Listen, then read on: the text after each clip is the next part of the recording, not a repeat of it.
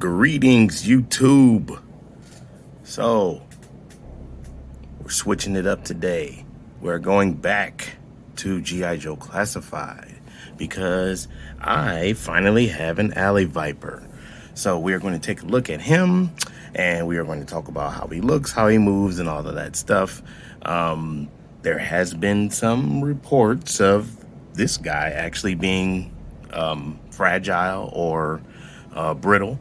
People been snapping him at the waist and stuff like that. So hopefully that does not happen to me. All right, let's have a look. All right, so package-wise, we have Alley Viper down there. Got some nice, clean artwork here. And looks very nice, very bright colors. That looks cool. That's a cool little image right there. The back is still kind of how it's been, with just the added characters. Funny thing, the Alley Viper was on the back of the package a long time ago, and we're just now getting them. There's the specialties or whatever. You can see all the weapons and accessories. All right, let's have a look at the figure. Okay, so here we have the Alley Viper out of the package, and he is one of the Joe characters that came along with the and I don't know about comic book wise. I did read the comic book recently and I've gotten pretty far into it. I don't remember when the Alley Viper showed up in the comic book or if they even showed up, but I know for sure he showed up in the DIC G.I. Joe series that came out after the Sun Bowl one was discontinued. Kind of a weird backstory because the guy that ended up being the main Alley Viper, or maybe the only Alley Viper, he was like an undercover guy at first, and then he got promoted because he was doing so well as far as his jobs and spying duties go. So he was promoted to Alley Viper, and that's what they called him. Like, he didn't have a name per se. They just called him Alley Viper, and he didn't have a big crew of Alley Vipers with him. They weren't going into urban settings and acting like some type of SWAT team. It was just him walking around in his orange and blue outfit. So kind of weird, kind of not really realistic, but a lot of people love this guy. I don't love him per se. I wasn't a huge fan of the DIC series, so I didn't, when it was out, I didn't really watch it. I've rewatched some of it and it's pretty bad. There were some cool character designs, but the show itself was not very good. And this guy is kind of an oddity, but I do understand why people would like him. All right, let's have a look at his accessories. Okay, so we can say what we want about the Alley Viper as a character or as a figure, and we'll get into that later, but what we cannot say is that he does not come with a great assortment of accessories. So you got this kind of submachine gun that he is equipped with. I want to say this is removable. Feels like it is. Yeah, it is. Just doesn't want to come out. There we go. With the removable clip. That snaps in real nice. Nice looking realistic weapon. Slightly futuristic with this back, magazine, but the weapon itself does not look weird, and it's in a nice color. Then you have a very similar, same kind of clip, so it's apparently using the same kind of ammunition. And you have another rifle here. Again, very nice looking, very practical looking. The riot shield with the computer display and the rotating grip here or handles. You can slide the arm in there and you can adjust it how you want. This is a very nice touch, very good idea, good detail with it. Cobra symbol. You have the backpack, which can store some of the items. You open that's upside down. You got some grenades molded in here. This, I want to say, is supposed to be like a reel for a line, which we'll talk about here in a second. Cobra symbol, very nice detail. Clip here, pouch, excellent. Here's the grapple gun So you could, which would have been nice if they would have gave it to us, but I mean, I guess I can't ask for too much. You can hook up a line to this and then hook that line to this grapple and maybe do some things with that as far as your accessories go. And this does not want to go in there. All right, that was a little tight, but it's in there. So that's the thing you could do. You get 2 knives, also with little holes for strings or lines. And you get the standard G.I. Joe classified pistol. So a plethora of accessories. And I guess on the figure also you could count the faceplate as an accessory because that is detachable. And then his thigh pouch and holster. Vest, I don't know if I count that as an accessory because it is not really made to come off. At least not that I see. No, this is not made to come off. So I'm not going to count that as an accessory. Oh, well, you got this though. That could come off, and then this armband can also come off. So he does have a whole lot of accessories and options. Okay, let's have a look at the Alley Viper's articulation. So before I start, because of all of the news about, people's Alley Vipers breaking and things like that, honestly, I did the heat up job, just like I've been doing with my Action Force figures, because why take chances? I only have one of these guys. I'm not trying to break it. So let's look at his head. He can look up. That's quite good. He can look down.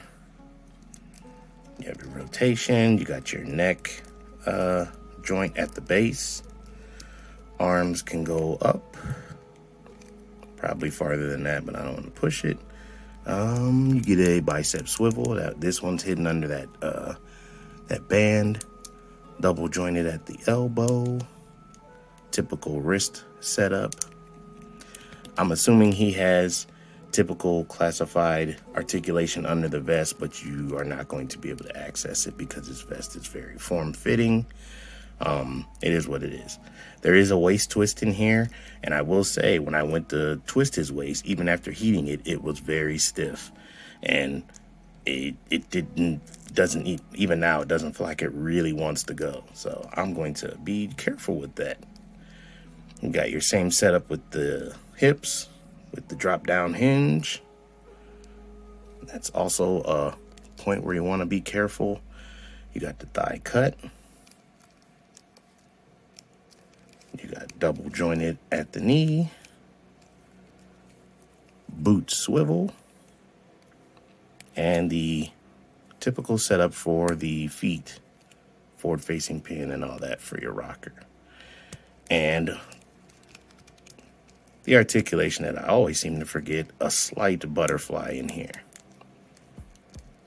So he is very typical for a G.I. Joe classified figure. And again, because of the vest, you're going to lose that midpoint articulation. Okay, real quick, let's take a look and talk real briefly about aesthetics here. The figure itself is very well done, just like I would expect from any classified figure. Lots of, utility pouches, and you got knife sheath here, knife sheath on the vest. You got this armband thing. You got the holsters and everything, knee pads with that grid pattern on them. The detail here is very nice. Assuming I'm looking at his pants, legs, and his crotch area, that looks like reuse from previous figures. The arms, I am not sure about. I don't recall seeing this little part here, so these might be new. I'll have to double check when I do the size comparisons. As far as his torso goes, I have no idea because it's under this, and I believe the vest is new. So I can't really tell what's going on with his torso, so that might be reuse, might not be. I'm assuming it probably is. Boots are reuse. I do remember seeing those before. However, these pads, I believe, are new. And then obviously his head sculpt and everything is new. Nobody has anything like that. So he's a very good looking figure. I have seen people, you know, comment about how ridiculous it is for an urban SWAT type soldier to be clad in bright orange and bright blue. It was G.I. Joe in the 90s. What do you want? All right, let's have a look at some comparisons once I get this guy all tooled up. Okay, so before we look at some size comparisons, now that I have him all tooled up, I wanted to mention a couple of things that were points of contention or issues. I wouldn't really call them flaws, but it's just something to keep track of. So this the smaller submachine gun, because of the setup here with the magazine, it fits a lot better in his left hand than it does his right hand. It seems to want to move the wrong way and be like not facing forward because of that magazine housing. So it fits a lot better in his left hand so that this can slide into the inside. So I was going to put the shield on his right arm since I had this little gun with the you know, short barrel, which is usually, if I am remembering correctly, this is the kind of gun you would want if you're doing CBQ or close quarters combat, whatever it's called, CQB maybe, something like that. But this is what you'd want. You're going into buildings, you're not firing at people that are far away. You want the short barrel, but you can't really put the shield on the right arm because of this knife sheath. I would have had to move this over there. So I was like, you know what, let me just set it up how it's, you know, comes in the as a factory setup. I mean, obviously all of that you could switch. This could come off very easily and you could put the shield on the other arm, but I don't know. So, but he does look cool and he does have all of his accessories on him. You got the pistol over here, the backpack, the grapple gun, the assault rifle, both knives, the submachine gun, and his shield and his face cover or face shield. All right, let's have a look at some comparisons. It's also probably worth mentioning that the Alley Viper has seen tons and tons of different repaints, redesigns. The orange and blue one that we see here, that I believe was the original one. But since then, it's been all types of different colors. Many of those colors probably more fitting with its purpose as far as what the Alley Viper is supposed to be doing, as far as like its specialties and stuff. And then also in the G.I. Joe Resolute cartoon movie, they had Cobra soldiers that I know when I was watching it, I thought that they were just regular Cobra infantry, Cobra troopers. And when Scarlett saw them, she was like,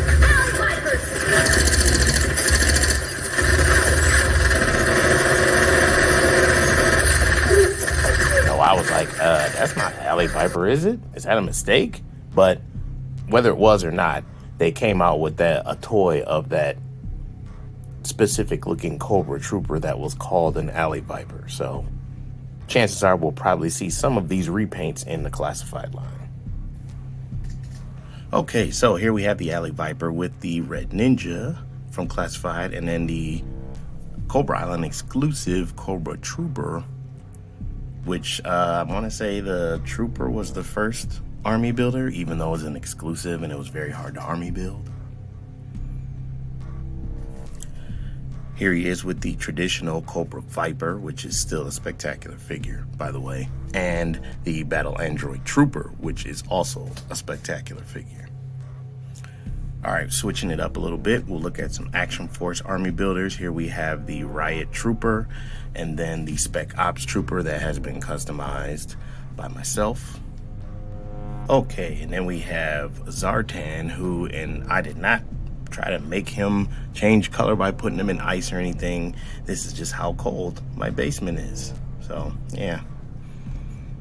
And then we have the Swarm Trooper from Action Force. All right, so final thoughts on the Alley Viper. It is another typical, classified offering. They have gained a lot of traction here lately. It seems like everything they come out with is either just as good or better than what they came out with the last time they had a wave. Things are looking good. As far as some of the weirdness, you know, there was that report that somebody ordered this off of Amazon and got the Python Patrol Cobra Viper. We're still not sure if that's actually true, if that actually happened. Maybe it did, maybe it didn't. I don't know how we'll ever really know. There always seems to be some weirdness going on with Classified. Luckily, all of the Cobra Bat and the Alley Viper are supposed to be regular releases, so at some point they should be as plentiful as they should be.